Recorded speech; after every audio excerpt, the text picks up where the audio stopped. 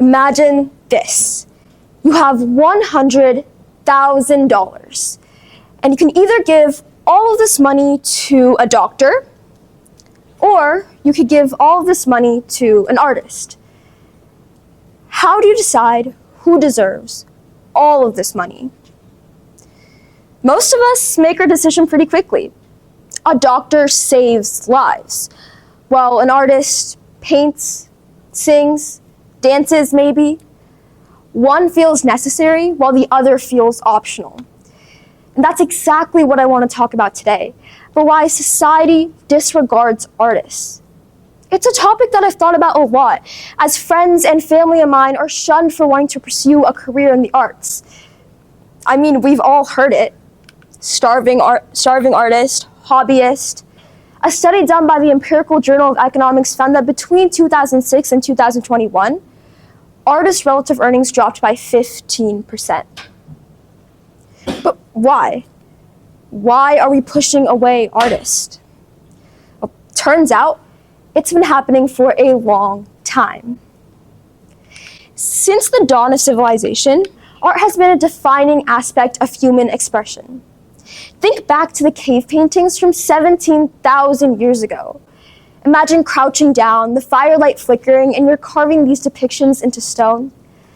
The only reason we knew what our ancestors did to survive was because of their drawings, was because of their illustrations.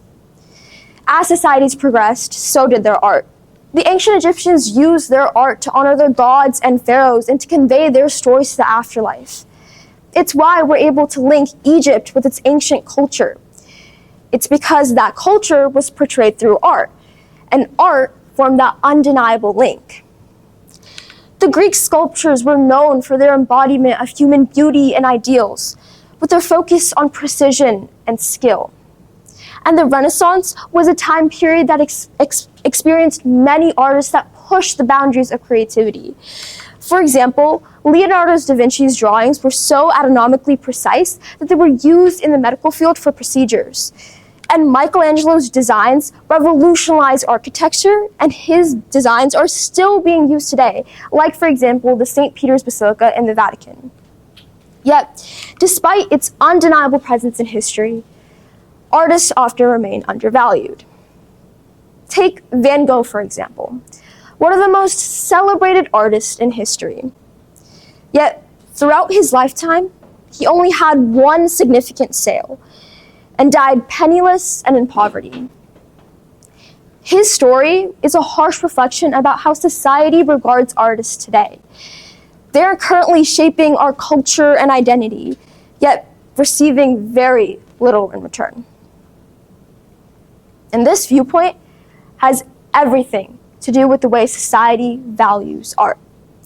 You see, as humans, we tend to value things we can measure. It's because our brain likes a pattern that we're on the right track, a pattern that we can measure progress. But unfortunately, that's just not how human society works. We work in qualitative fields. We work in narrative, we work in storytelling, research, and relationships. And unfortunately, there's just no way to measure that. So we value the things we can measure and leave the ones we can't in the dust. And art is one of those. So we prioritize salaries, high test scores, productivity, and we dismiss careers that don't provide a steady income. A study done by the United States Bureau of Labor Statistics found that artists often face tight deadlines, long working hours, and unpredictable pay. This lack of stability scares people because in our society, stability equals freedom. And for a lot of people, freedom weighs more than passion. And it's why society has adopted a belief that art will never be good enough. A study done by the National Youth Theater and Netflix found that 85% of working class parents discourage their children from a job in the creative industry. This reflects a wider set of cultural beliefs that we have, that art will never be a real career and that it's just a hobby. And it's why we cut funding for arts programs first.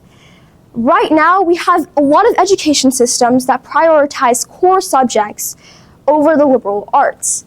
And this is showing students that there's only one right way, one right track, one path. And think about it. When we ask our friends what do they want to do when they grow up, how many of them say doctor or engineer versus how many of them say, I want to be a painter, I want to be a singer, a dancer, an artist. And now there's a new shift that's happening. Technology has made it possible for anyone to access art and consume art anywhere. I mean, if we think about it, art is all around us. A digital painting can be generated within seconds.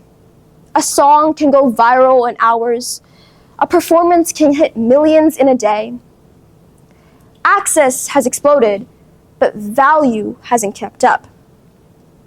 Because the more art we consume, the easier it is to make it feel infinite. And when something feels infinite, it starts to feel disposable. Because when we're constantly surrounded by art, it becomes easier to forget the human origin behind each piece, the talent and creativity and passion behind each thing. And so that's the pattern. We value what we measure, and we measure what we value. But the most important parts of art were never meant to be counted. And this takes me to one of my favorite stories. So this is Marta, and Marta was a ballet dancer when she was younger, and she was a really good one. Unfortunately, now she suffers from Alzheimer's, so she can't remember faces, names, her past, her story.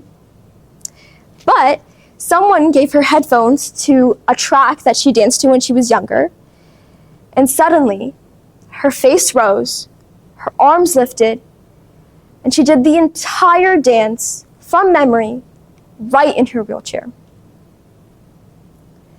Words couldn't reach her, logic couldn't reach her, but music and art did. And that's the point. And what happened to Marta isn't rare. It happens to all of us, and there's actually science to prove it. You see, art does 3 different things. It heals your heart, it heals your brain, and it heals your body. You see, when you engage with art, whether you're creating or consuming it, it actually links to the part of your brain that sends and receives dopamine receptors. And it makes sense, because when you're engaging with something you love, it makes you feel fulfilled, it makes you feel happy, and you're enjoying the thing that you're doing. It also helps with your critical thinking. Now, art is abstract. There's no one right way to interpret it or one meaning. So, when you're trying to look deeper into an art piece, you often have to go beyond the surface level and really ask, what is the author's intent? And this takes us out of our day-to-day repetitive thinking and makes us go deeper. And finally, it helps with stress levels. And there's actually a study done on this. So they gave 39 adults arts and craft supplies for 45 minutes. And they measured their cortisol levels before and after this time period. And what they found was that their cortisol levels dropped drastically. Why? Well, it kind of makes sense. I mean, they're engaging and creating something that they love and they're proud of. And this takes them away from the distractions and the stress of the world and puts them in a state of flow. So right now what we just did is we measured cortisol, we measured productivity, and we measured neuron science. But the most transformative parts of art were never meant to be counted.